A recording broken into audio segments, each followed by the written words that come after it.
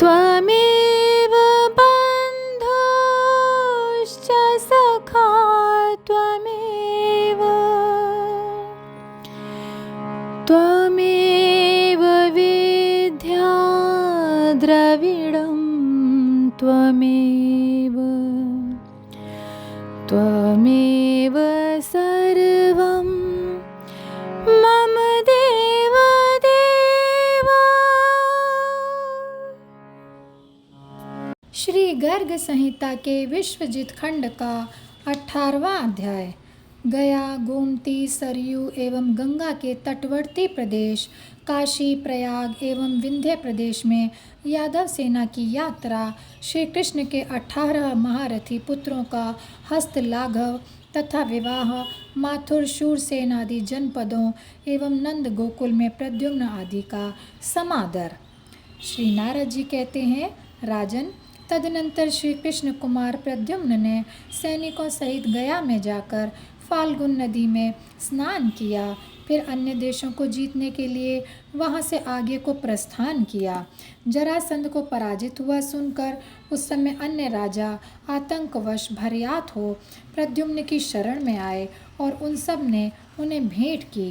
गोमती तथा पुण्य सलिला सरयू के तट पर होते हुए प्रद्युम्न जी गंगा के किनारे काशीपुरी में आए। वहाँ पाषणी ग्राह विरोधी काशीराज शिकार खेलने के लिए गए थे, जो वहीं पकड़ लिए गए।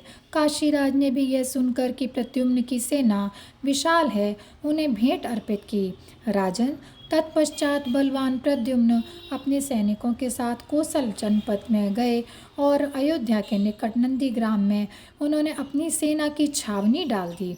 कोसल राज नग्नजित ने, जो तत्वज्ञानी थे, बहुत से घोड़े, हाथी, रथ और महान धन देकर शंभरारी प्रद्युम्न का पूजन किया। उत्तर दिशा के स्वामी दीप्तम, नेपाल के राजा गज तथा विशाला नगरी के स्वामी बरहिण, इन सब ने उन्हें भेंट दी। नैमिषारण्य के स्वामी बड़े भगवत भक्त और श्री कृष्ण के प्रभाव को जानने वाले थे। उन्होंने हाथ जोड़कर प्रद्युम्न को बलि अर्पित की।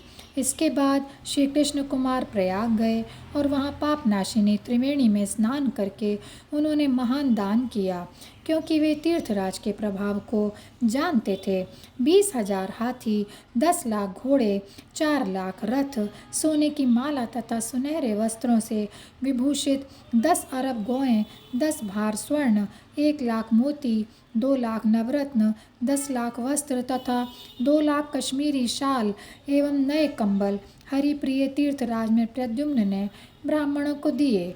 मिथिलेश्वर, कारुष देश का राजा पौंड्रिक भगवान श्री कृष्ण का शत्रु था, तथापि उसने भी शंकित होने के कारण श्री कृष्ण कुमार का पूजन किया। पांचाल और कान्यकुब्ज देश में प्रद्युम्न के आगमन की बात सुनकर वहाँ के समस्त नरेश भयभीत हो गए। सबने अपने अपने दुर्ग के दरवाजे बंद कर लिए। सब लोग यादवराज से भयातुर हो दुर्ग का आश्रय लेकर रहने लगे। बिंदु देश के अधिपति महाबली राजा दीर्घबाहु उत्तम संधि करने के लिए शंभरारी प्रद्युम्न की सेना में आए। दीर्घबाहु बोले, आप सब यादवेंद्र दिग्विजय के लिए आए हैं, अतः मेरा मनोरथ पूर्ण कीजिए, इससे मेरे चित्त में संतोष होगा। जल से भरे हुए कांच के बर्तन को बाण से बेधा जाए, किंतु एक बूंद भी पानी ना गिरे और बाण उसमें खड़ा रहे, बर्तन फूटे भी नहीं। ऐसे जिसके हाथ में स्फूर्ति हो वह अपने इस हस्त लाघव का परिचय दे। जो मेरी इस प्रतिज्ञा को पूर्ण करेंगे उन्हें मैं अपनी कन्याएं ब्याह दूंगा। आप समस्त यादवेंद्र गण धनुर्वेद में सकुशल हैं। मैंने भी नारद जी के मुख से पहले से सुन रखा है कि यादव लोग बड़े बलवान हैं। श्री नारद जी कहते हैं, राजन, राजा दीर्घबाहु की बात सुनकर सब लोग विस्मित हो गए। उनमें से धनुर्धरों में श्रेष्ठ प्रद्युम्न जी ने भरी सभा में बिंदु देश के नरेश को आश्वासन देते हुए कहा, तथास्तु, ऐसा ही होगा। प्रद्युम्न जी ने पृथ्वी पर 2 जगह बड़ा सा बांस गाड़ दिया और उन दोनों के बीच में अर्गनी की भांति एक रस्सी तान दी। फिर उस रस्सी में समस्त सत्पुरुषों के देखते ही देखते जल से भरा एक कांच का घड़ा लटका दिया। फिर उन श्री कृष्ण कुमार ने धनुष उठाया और उसे भली भांति देखकर उसकी डोरी पर बाण का संधान किया। वह बाण छूटा और कांच के पात्र को छेद कर बीच में आधा निकला हुआ स्थित हो गया। एक ही ओर मुख और पंख दोनों दृष्टिगोचर होते थे। कांच के घड़े में धंसा हुआ वह बाण बादल में प्रविष्ट सूर्य की किरण के समान सुशोभित होता था। वह एक अद्भुत सा दृश्य था। त्रिकुश के फल की भांति उस पात्र के न तो टुकड़े हुए, न वह अपने स्थान से विचलित हुआ, न उसमें कंपन हुआ और न ही उसमें एक बूंद पानी भी गिरा। विदेहराज भगवान प्रद्युम्न ने फिर दूसरे बाण का संधान किया। वह भी पहले बाण का स्थान छोड़कर उस घड़े में उसी की भांति स्थित हो गया। तदनंतर सांब ने भी धनुष लेकर 5 बाण छोड़े। वे भी कांच पात्र का भेदन करके उसमें आधे निकले हुए स्थित हो गए। तदनंतर सात्यकी ने भी धनुष लेकर एक ही बाण मारा, किंतु सबके देखते देखते वे कांच का पात्र चूर चूर हो गया। यह देख समस्त यादव तथा दूसरे दूसरे सैनिक जोर जोर से हंसने लगे और बोले, बस बस, तुम ही इस भूतल पर कार्तवीर अर्जुन के समान महान बाणधारी हो। तुम्हारे सामने अर्जुन, भरत तथा श्री रामचंद्र जी भी मात हैं, अथवा तुम त्रिपुर हंता रुद्र हो। द्रोण, भीष्म, कर्ण तथा परशुराम जी भी तुमसे हार मान लेंगे। तदनंतर दूसरा पात्र लटकाकर धनुर्धारियों में श्रेष्ठ अनिरुद्ध ने उसके नीचे जाकर उसे गौर से देखकर हल्के हाथ से बाण मारा। वह बाण भी उस पात्र का भेदन करके आधा निकला हुआ उसमें स्थित हो गया। उस पात्र से 5 हाथ ऊपर आकाश में एक पत्थर लटकाकर दीप्तिमान ने धनुष उठाया और उस पर एक बाण का संधान किया।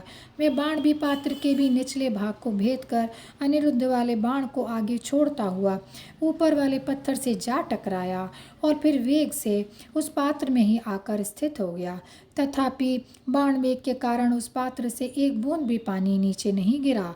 बाण जब तक गया आया तब तक भी जब पानी की एक बूंद भी ना गिरी, तब यह चमत्कार देखकर सब वीर उन्हें बार बार साधुवाद देने लगे। तत्पश्चात भानु ने पात्र को अच्छी तरह देखा भाला, फिर सबके देखते देखते नेत्र बंद करके धनुष लेकर दूर से ही बाण चलाया। उस बाण ने भी उस समय पात्र का भेदन करके उसे अधोमुख कर दिया और फिर तत्काल ही उसका मुख ऊपर की ओर करके वह उसमें आधा निकला हुआ स्थित हो गया। तब भी बाण के वेग से एक बूंद भी जल नहीं गिरा और पात्र भी नहीं फूट सका। यह तो अद्भुत सी बात हो गई।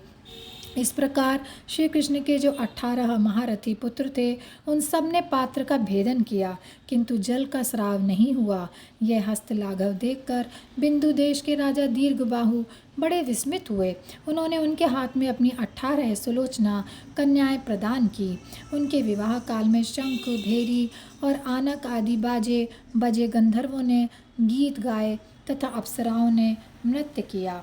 देवताओं ने उन सब के ऊपर जय ध्वनि के साथ फूल बरसाए और स्वर्गवासियों ने उन सब की भूरी भूरी प्रशंसा की। राजा दीर्घबाहु ने 60,000 हाथी, 1 अरब घोड़े, 10 लाख रथ, 1 लाख दासियां तथा 4 लाख शिबिकाएं दहेज में दी। यदुकुल तिलक प्रद्युम्न ने वे सारा दहेज द्वारकापुरी को भेज दिया। तत्पश्चात दीर्घबाहु की अनुमति ले प्रद्युम्न निषद देश को गए। मैथिल निषद के राजा का नाम वीरसेनजित था। उन्होंने भी महात्मा प्रद्युम्न को भेंट दी। इसी प्रकार भद्र देश के अधिपति बृहत्सेन ने, जो श्री कृष्ण को इष्टदेव मानने वाले तथा श्रीहरि के प्रिय भक्त थे, सेना सहित श्रीहरि के पुत्र प्रद्युम्न का सादर पूजन किया। तब वे सैनिकों सहित माथुर, शूरसेन तथा मधु नामक जनपदों में गए। वहाँ स्वागत पूर्वक पूजित हो वे पुनः मथुरा में आए। तदनंतर वनों सहित मथुरा की परिक्रमा करके वे व्रज में गए। राजन, वहाँ उन्होंने गोप, गोपी, यशोदा, व्रजेश्वर, नंदराज, वृषभानु तथा उपनंदों को नमस्कार करके बड़ी शोभा पाई। नंदराज को बार बार भेंट उपहार अर्पित करके उन सब के द्वारा सम्मानित हो वे कई दिनों तक नंद गोकुल में टिके रहे। और यहीं पर यह अध्याय समाप्त होता है। जय श्री कृष्णा, जय श्री कृष्णा, जय श्री कृष्णा।